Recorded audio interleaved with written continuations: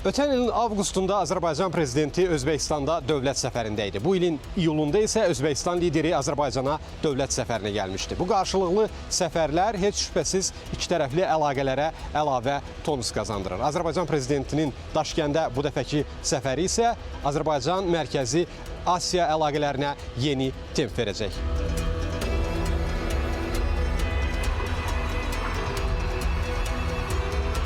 Çünki tarixi bağlar yeni bir tarix yazır. Azərbaycan lideri artıq 3-cü dəfə iştirak etdiyi Mərkəzi Asiya dövlət başçılarının məşvərət görüşündə bu səfər tam hüquqlu üzvdür. Bu qərar münasibətlərimizin dostluq və qardaşlıq xarakterini bir daha təsdiqləyir. Həmçinin geniş coğrafi məkanda əməkdaşlığın və qarşılıqlı fəaliyyətin möhkəmlənməsinə xidmət edəcək. Azərbaycanla Mərkəzi Asiya dövlətləri arasında münasibətlər xüsusi xarakter daşıyır.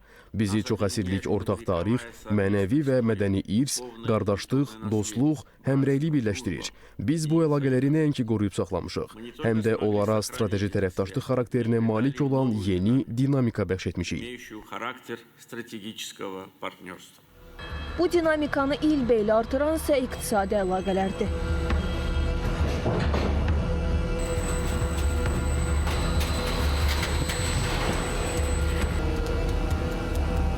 Azərbaycanın Mərkəzi Asiya dövlətləri ilə ticarət dövriyyəsi 2025-ci ilin 9 ay ərzində 58% artaraq 1 milyard dollardan çox olub.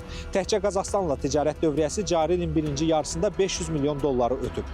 Bu isə ölkələr arasında strateji tərəfdaşlığı və müttəfiqliyi daha da möhkəmləndirən iqtisadi təməl yaradır.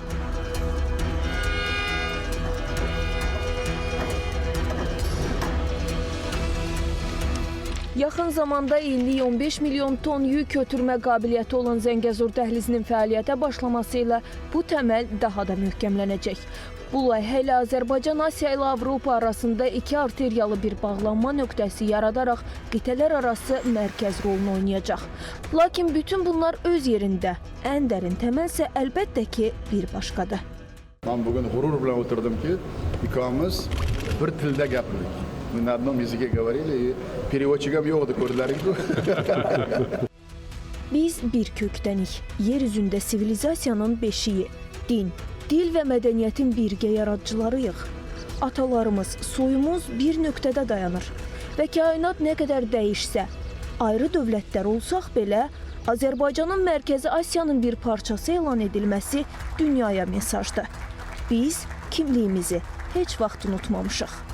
Fidan Şakir qızı, Vüsal Mətləb, Rövşən İlyasov, ASTV Xəbər.